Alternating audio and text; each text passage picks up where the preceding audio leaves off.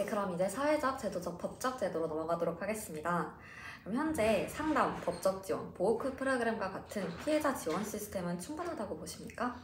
혹시 아니라면 어떤 개선 방안이 필요하다고 생각하시나요? 일단은 지금 범죄 피해자 지원센터가 있고 디지털 성범죄의 경우에도 이런 지원센터가 따로 있어요. 그런데 이제 문제는 기본적으로 예산이나 인력이 다 충분하지 않았거든요.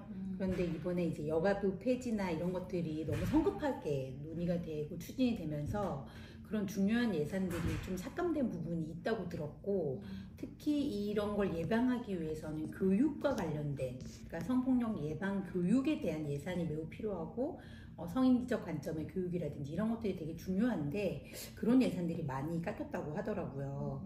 그런 현실적인 문제가 좀 반드시 개선이 돼야 되고, 그리고 지금 피해자 지원 제도가 좀 각 어떤 경찰, 검찰, 또 법무부, 그 다음에 뭐 여가부 이런 식으로 조금 다 기관별로 흩어져서 되고 이게 좀 통합적인 체계가 없습니다. 그래서 좀 피해자 입장에서는 혼란스러울 수 있고 복잡하다고 느낄 수가 있어요. 근데 우리가 일반적으로 그냥 그런 피해를 안 당했을 때도 복잡한 건 잘 안 하게 되는데 피해를 당한 경우에는 정말로 되게 심리적으로 힘든 상황이기 때문에 그분들이 서비스를 해주는 사람들이 제도 자체를 모르고 있거나 자기들도 이해를 못하고 있는 경우들이 꽤 있어요. 또는 피해자의 정서를 이해하지 못해서 상처를 주는 경우들이 생각보다 꽤 있고요. 그래서 그런 것들을 전반적으로 개선을 하려면 조금 서비스 자체를 좀 통합시키고 그 통합된 서비스를 제공하는 사람들이 전문성을 가질 수 있도록 좀 교육이나 지원을 잘 해주는 게 필요한 상태죠. 그럼 말씀해주신 것처럼 통합된 시스템이 필요하셨다고 하는데 디지털 성범죄 예방과 처벌 강화를 위해 경찰, 검찰, 법원과 함께 협업 및 통합된 시스템은 어떤 식으로 필요하다고 이제 추가적으로 말씀해 주실 수 있을까요? 네, 예를 들면 아까 제가 계속 강조를 했던 게 신고가 들어가자마자 바로 삭제하고 유포 방지하는 게 제일 중요하잖아요. 네. 신속한 삭제, 그다음에 유포 방지 이 부분이 중요한데 지금 현재로서는 이거 자체가 상당한 시간이 오래 걸린다. 그리고 삭제와 유포 방지라 이미 유포가 된 경우에도 그거를 막을 수 있는 방법이 정말 너무 제한적이다. 그 말씀을 드렸는데 이 과정에서 새로운 제도를 도입한다면 아까 응급조치 권한이나 이런 것들이 경찰만의 힘으로는 어려울 수 있어요.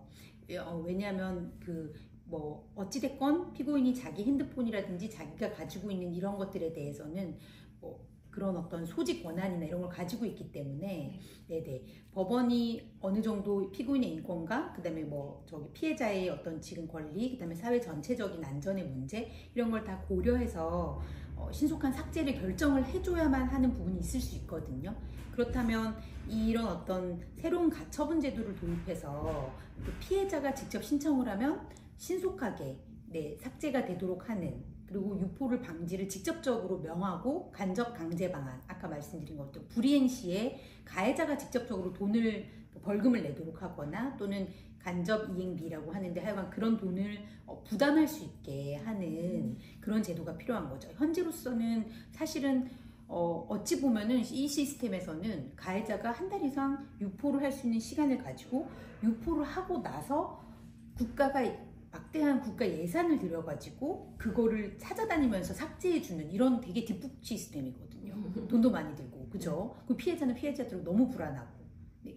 그렇게 어떤 뭔가 경찰, 그다음에 검찰, 법원의 어떤 권한이 약간 통합된 형태의 그런 신속한 대응 조치가 필요하고, 그렇게 신속하고 약간 간결한 제도가 있어야만 피해자가 접근이 가능하고, 그 피해자에게도 그 정보가 갈 수가 있어요. 이렇게 뭔가 수사 단계라고 해가지고 아예 정보를 저희 피해자한테 다 공개할 수 없습니다라고 하는 시스템에서는 만약에 압수나 몰수를 했다 하더라도 피해자 입장에서는 되게 불안할 수밖에 없어요. 네네. 그래서 이런 어떤 통합이라는 것이 새로운 시스템을 도입될 때 꼭 고려돼야 될 지점인 거죠. 네. 네, 알겠습니다. 감사합니다.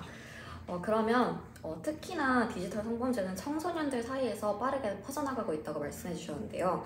이때 청소년들이 어떤 경로와 방식으로 디지털 성범죄를 접하거나 연루되는지, 그리고 이를 예방하기 위해서는 교육부와 학교와 같은 교육기관은 어떤 식으로 예방교육을 진행해야 효과가 좋을지 말씀 부탁드립니다. 제가 어떤 토론회에서 어떤 분이 그 말씀을 하셔서 너무 인상적이었는데, 저는 예를 들면은 가해 학생 혼자서는 그런 범죄를 잘 안 저지르는 것 같거든요. 왜 항상 뭐 겹지방, 뭐 단톡방, 엠번방도 마찬가지고, 그게 집단화되었을 때 일종의 또래 문화나 집단 문화의 형식으로 행해져요. 근데 사실은 예전에는 어떤 식이었냐면 윤관 사건이 그랬어요.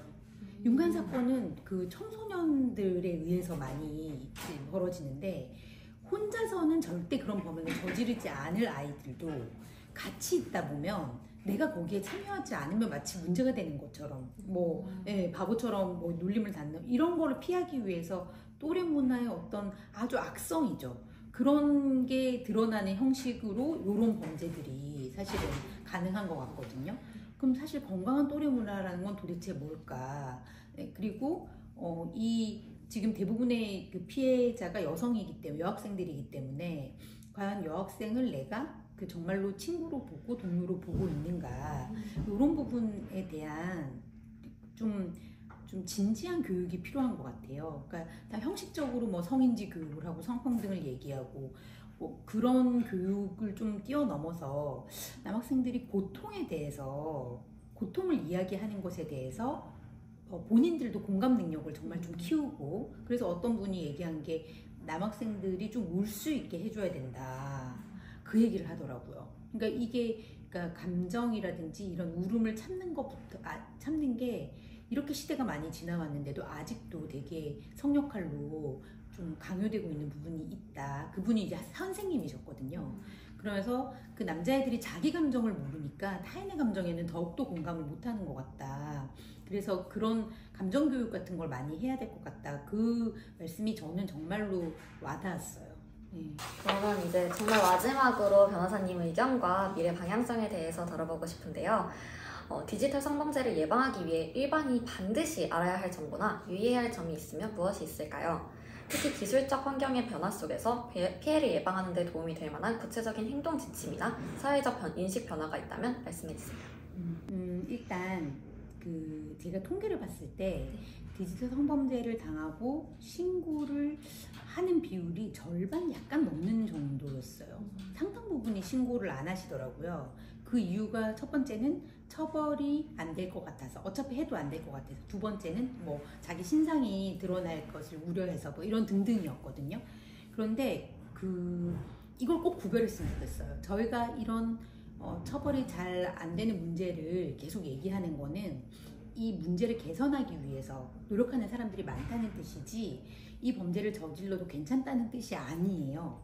실제로 디지털 성범죄를 저지른 사람들은 매우 고통을 받습니다. 왜냐면 수사가 시작되면서부터 요즘에 아청법, 특히 아동 청소년 성착취물을 소지만 해도 처벌이 되고, 제작이라는 게 진짜 뭐 포르노를 만드는 게 아니라 그 사람의 어떤 신체 노출 사진을 가져오거나 촬영을 하는 것만으로도 제작에 해당하거든요. 그 형량이 엄청 세요. 그리고 그 디지털 성범죄에 어떤 부과되는 취업 제한이라든지 신상정보 등록, 가해자 신상정보 등록이라든지 이런 것들까지 다 고려하면 사실 10대, 20대가 아까 가해자의 대다수라고 했잖아요.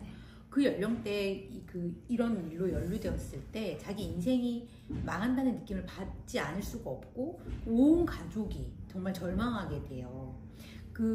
그래서 이게 매우 피해자에게도 당연히 심각한 고통이지만 100% 오히려 분명히 잡힌다, 반드시 문제가 된다, 문제를 삼는 사람들이 점점 많아지고 있고, 당연히 문제를 삼아야 하고, 제가 아까 말씀드린 것처럼 처벌이 약할까봐 신고를 못하시는 분들이 있지만 점점 처벌이 강화되는 추세이기 때문에 신고는 더 많아질 수밖에 없어요.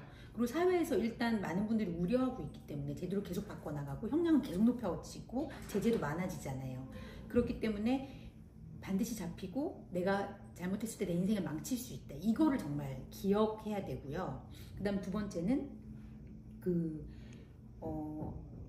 플랫폼에서 다양한 어떤 다각도의 조치들을 좀 아이디어를 잘 내서 취해주는 거. 저는 그리고 그것을 우리가 요구하는 거. 네. 그러니까 지금 많은 불안한 분들이 왜 우리나라는 이런 제도가 없어라고 이제 많이 말씀들을 하시는데, 사실은 뭐 예를 들면 플랫폼에 대한 불매운동, 예를 들면 정말 그런 것들을 방조하고 뭐 제대로 된 조치를 취하지 않고 삭제 의무를 부과했는데 뭐 잘 안 됐다든지 이런 걸 좀 다 공개하도록 해가지고 소비자들이 저 플랫폼은 안전하지 않은 곳이야, 불법 이런 콘텐츠들이 막 유통되는 곳이야, 이런 인식을 알 수 있게 네네 하는 게 중요하고, 그런 부분에 있어서 우리가 어떤 노력을 할 수도 있다고 생각해요. 예를 들면 왜 그때 어떤 여성이 산업재해로 사망하는 끼임 사고였나? 네. 어떤 모 기업 빵집 거기에서 그죠. 빵집 관련된 그 기업에서 일어났을 때 불매운동이 엄청 일어났었잖아요. 그런 것처럼 이런 디지털 관련된 그 범죄를 예방을 잘 안 하는 플랫폼들에 대해서는 우리가 그런 것도 할 수 있다. 네네. 그런 소비자의 힘을 인식하는 것도 중요하죠. 네, 정말 의견 정말 감사드립니다. 그럼 마지막으로 앞으로 디지털 성범죄를 근절하기 위해 우리 사회가 중점적으로 해결해야 될 가장 큰 과제는 무엇이라고 생각하나요? 추가로 디지털 성범죄 예방에 대해 하고 싶은 말씀이 있다면 자유롭게 부탁드립니다. 근본적으로는 저는 피해자들의 권리가 강화되는 게 되게 중요하다고 생각하거든요. 예를 들면 그 형량이 늘 낮다 이런 얘기를 했지만 제가 점점 높아지는 추세라고 했잖아요. 그리고 근데 만약에 이 추세를 더 강화시키고 또 제대로 정말 물론 억울한 사람은 없어야겠지만 그게 인정이 됐을 때 형량이 너무 위화 효과가 없을 정도로 낮다, 이런 불안이 없어지려면 피해자들이 얘기를 들을 수 있는 구조가 돼야 돼요. 법정에서 최종적으로 형량을 선고할 때 지금은 양형심리라고 하는 것이 피고인들이 그냥 반성한다, 그러니까 피고인 쪽의 얘기만 듣고 끝나는 걸로 돼 있거든요. 그러니까 법정에서 원래는 피해자 쪽을 대변해서 양형 가중 사유도 주장이 돼야 되잖아요. 그런데 거기에 대한 주장이 전혀 없어요. 왜냐면 검사가 그런 역할을 해야 한다는 걸 지금 이제 간행적으로도 인지가 안 돼 있고, 우리나라는 공판 기능이라는 게 너무 약해가지고, 그러니까 검찰이 법정에서 해야 되는 역할에 대한 기능 인지가 너무 안 돼 있어가지고 그런 것을 안 하니까, 그러면 피고인 쪽의 얘기만 들은 판사 입장에서는 당연히 마음이 되게 이 사람의 미래도 중요한데 이런 생각을 할 수밖에 없잖아요. 근데 피고인의 미래가 중요하면 이 피해로 인해서 고통을 받고 있는 피해자의 미래는 어떻게 될 것인가도 당연히 그렇죠. 판사가 고민을 해야 되는 거잖아요. 근데 이 피해자분들은 사실은 특히 디지털 성범죄 같은 경우는 가해자를 아예 모르는 사람이 있는데 내가 굳이 거기에 출석해가지고 얼굴, 신상 정보를 노출시킨다는 게 얼마나 끔찍하겠어요. 그러니까 애초에 지금 현재 가장 문제가 수사 절차나 이런 과정에서 피해자와 제대로 된 수사기관이 소통을 잘 안 해가지고 수사를 부실하게 하거나 피해자에 대한 성적 편견을 가지고 있거나 이런 문제들도 있지만, 피해자한테 통지를 제대로 안 해줘서 재판이 어떻게 진행되는지 조차를 모르고 있어요. 이런 절차적 권리가 매우 약하단 말이에요. 그리고 절차적 권리를 보장해주는 것은 사실은 실질적인 참여를 보장을 해야 하는 것인데, 이런 디지털 성범죄의 경우에 피해자가 출석하기는 어렵기 때문에 반드시 양형조사관이 전화를 하거나, 그러니까 참여 방법을 물어보는 거죠. 확인을 해서 아니 그래도 내가 마스크 쓰고 나 안경 쓰고 나 가서 보고 싶다, 그런 사람도 있을 수 있고, 아니면 내가 양형조사관을 통해서 이 사건에 대한 의견을 말하고 싶다 하는 사람들도 있을 수 있는데, 그런 피해자들의 목소리를 최대한 반영할 수 있는 제도가 있어야 된다는 거죠. 근데 이제 지금은 그런 법조문에 아주 약하게 피해자 의견을 들을 수 있고 이런 반영할 수 있다라 정도가 돼 있는데, 오히려 그 피해자의 의견을 반드시 들어야 하는 쪽으로 제도를 만들어야만 사실 형량이 자연스럽게 올라갈 거예요. 아무리 우리가 지금 법정형을 높여도 이 형량이 안 올라가는 이유는 사실은 그런 어떤 애초에 법정이라는 구조 자체가 너무 피고인 중심으로 짜여져 있기 때문인 거거든요. 그래서 이런 피해자의 권리 강화, 그다음에 실질적인 참여 강화, 이런 것들이 이게 근본적인 해결 방식으로 중요하다. 네. 다시 한번 인터뷰 응해주셔서 감사합니다. 네, 감사합니다.